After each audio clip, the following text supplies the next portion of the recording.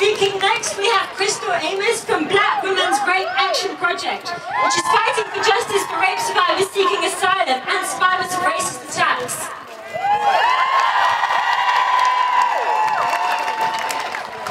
Thank you. This looks fantastic from up here. You look fantastic from up here. I mean, it's just great to be together. We all belong together. And the Slutwalks, they're like a tsunami. They're everywhere. Brazil, Argentina, and there's one planned for India. I just wish we could all go to the other Slutwalks. Because they're a real occasion where women of colour who are rape survivors can speak up about what we face and what we are doing about it. The struggles that we are leading all around the world because of the racist and sexist violence we face everywhere. We face the poverty that makes us even more vulnerable to violence. Here in the UK, women's wages are lower than men's. Women of colour's wages are lower than white women's. If you have less, you are more unprotected in every way. I don't know how many of you here remember the 70s. I have to admit I do. Asian women were coming into Britain for the obscenity of a virginity test which was forced on them in order to enter this country.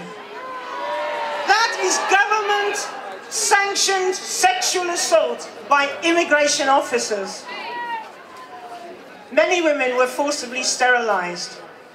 This is some of our history. In 1982, Esme Baker, a black mother from East London, was sexually assaulted by the police in their van as she defended her son from a racist attack by them. She said, "I equate my experience to the past when women were put on blocks, stripped naked, assaulted, and then sold." Her son was put on trial for attacking the officers who'd attacked him. There were two pickets outside the court. One called by a group supporting Esme Baker only, and another called by Women Against Rape, supporting mother and son. When we asked the other group, "Why aren't you supporting the boy?" they said, "We don't support men." Those days are over. We will not go back to that.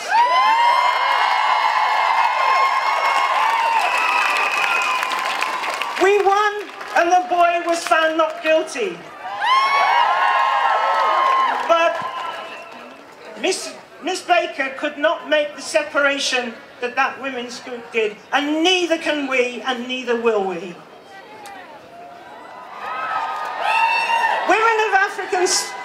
Women of African descent have always been expected to be available to white men sexually. That's my own experience. And the police are not too responsive to rape survivors, but they're even less responsive if we are of colour. Some years ago, when a black woman reported her violent partner to the police came to the house and they arrested the entire household.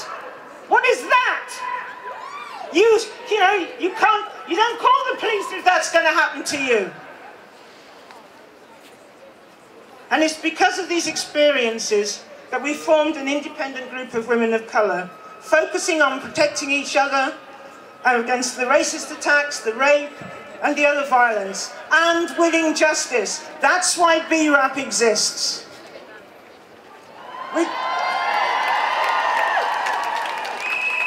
Just a little snapshot of some of the things we struggle against. Islamophobia.